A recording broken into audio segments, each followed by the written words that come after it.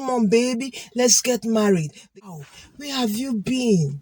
You are so compatible to me. Wow, I love you. I can't do without you. Will you marry me? Absolutely, I'll marry you. I can't live without you. A day without you will be like, oh my God, I can't even imagine it.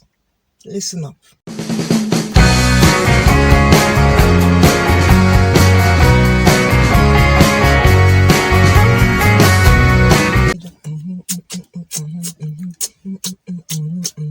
Oh, happy, the day of joy, the day is bright, and fair. Hello guys!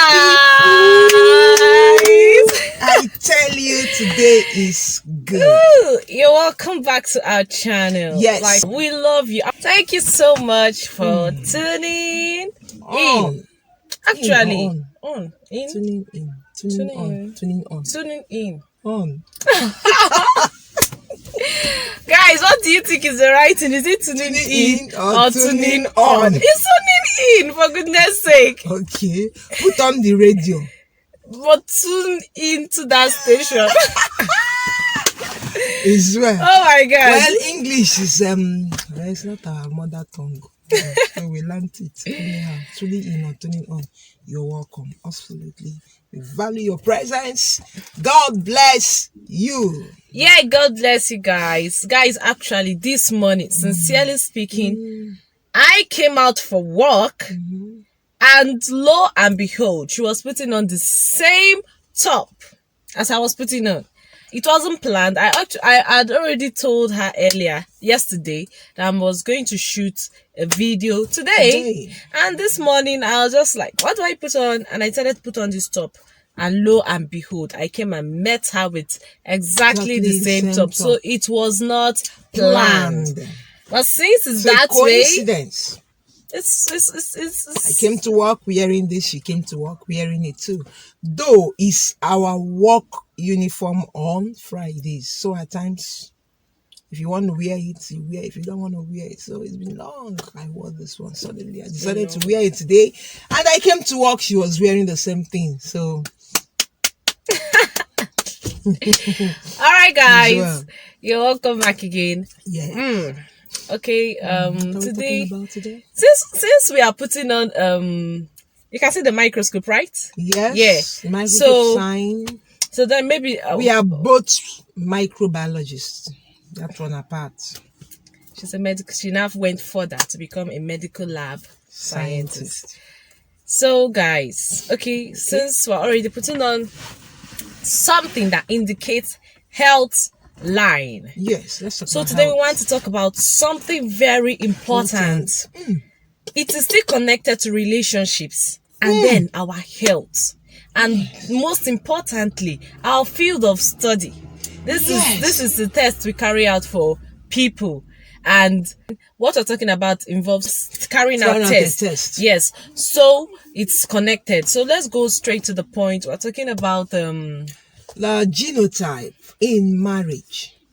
Genotype in relationship. Especially the genotype. Blood compatibility. Yeah. Now, ladies and gentlemen, we come and discover, we see that people at times come to love each other and the love begins to blossom. It blossoms, it grows and comes to a point where it will begin to overflow. Butterflies in the belly. Let me tell you, before it comes to that point of butterflies in the belly, I beg you, go and do what we call the genotype test and the blood group test. Well, today we are going to talk on genotype. Maybe some other time we'll talk about the blood group because it is vast. Yeah. Now, the genotype is it has to do with the blood, where individuals have either AA or you have the AS as a blood genotype, or you have the SS as the blood genotype. Now, these are the three major ones. We still have ACO. Yes, we have AC and other ones. Especially online these days, you hear a lot of people saying they are AC, that there is AC, that there is SC, and I see they say there is CC, something like that. But at least the popular ones are the AA, the AS AS and and the the SS. SS. Good. Now, let's come this way. We have what we call the sickle cell anemia.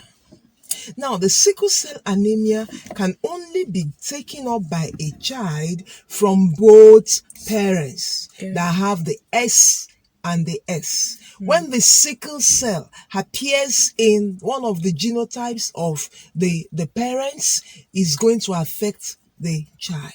Now, listen to how it happens.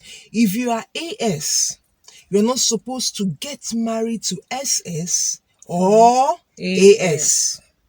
Now, some people at times meet each other and without looking at any blood test, without going to any blood test, you see them relating, and before you know it, they are so close, and the young man is like, wow, where have you been? You are so compatible to me. And the young lady will say, wow, I love you. I can't do without you. And by the time they have come to this level, the whole system is like, come on, baby, let's get married. The guy is saying, will you marry me? The guy is saying, absolutely, I'll marry you. I can't live without you. A day without you will be like, oh my God, I can't even imagine it. Listen up. Before you get to this point in your relationship, please, once a guy begins to show interest, ladies, or a young man, before he begins to tell a lady, I want to take you to the altar, I want to marry you, please run a test, check out these things, basically the genotype, so that you don't marry a girl that is not compatible with you. If you marry the S, the person that has the X factor, I tell you, by the time you come together, you produce children that have the SS. Maybe you are AS and the lady is AS or SS. Your child will pick one of the S from the daddy and one of the S from the mommy. Whether the man is the SS or whatever. And by the time you discover that you have gone to that level of, I must marry you, no matter whether it is AS or SS, I don't care anymore, I love you so much. Actually, I have stories, incidences practically that I've seen in this profession. Very, very saddening Very incidences. saddening incidences. And sometimes, you see, it's not just even some people, these days a lot happen, and people don't really take caution. When we talk about avoiding premarital sex and all that, people think it's just about being religious. It's not. A lot is at stake. We don't even want to talk about the sexually transmitted diseases that is at stake, the unwanted pregnancies, and then this issue right now, this genotype issue is another thing that is usually at stake. There have been couples, there have been people that were not married, but all this premarital sex. And the first issue they got was what? A sickle child. That's a sickler. And when the child comes up with this particular anemic situation, the love in the marriage dies. Disappears. Guys, seriously. It's painful. It's painful. The child has come to the world and the child has come to the world. You bring in a child that doesn't have joy. What am I saying? You see the baby going down. Now, in that relationship, if there was joy and love before, by the time you constantly take that baby to the hospital, the baby is always sick. Even at a point, the father keeps donating blood to this baby. Any of the parents can donate blood, but at times the father at times donates blood more. Do you know why? Because of the state of the woman, the flow that comes every other day, every other month. So at times the father donates the blood, and by the time he donates again and again and again, he begins to look feeble, begins to look white, begins to look anemic too. And at the time, you will just say, I'm not donating, let's begin to look for donors. You spend the money to buy blood. A pint of blood now is about 15,000 or 20,000. Depending on the blood. 15,000 or 20,000, you buy a pint of blood. And when you buy this pint of blood, 15, 20,000, almost every 3 months, some don't even last up to 3 months, you have to transfuse blood to this baby.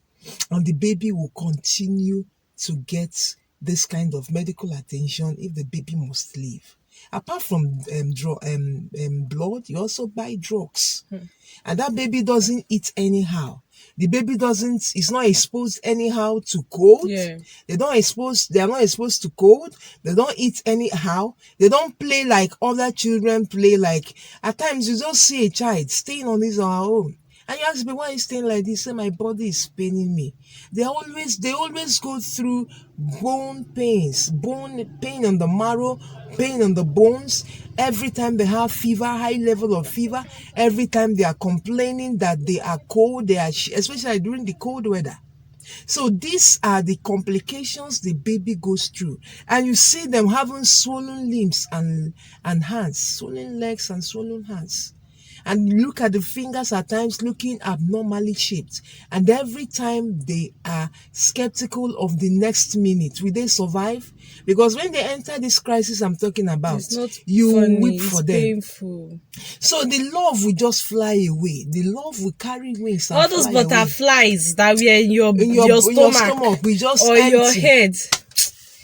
You So, see? except though why I don't even want to say this is some people will now may capitalize on it, but except you are very sure that God spoke to you. And the reason I'm saying this is because there are people that actually were led by God and they got married and all their children are AS, no sickler. But then what's your level of spirituality before you really know God is speaking to you to do something like that?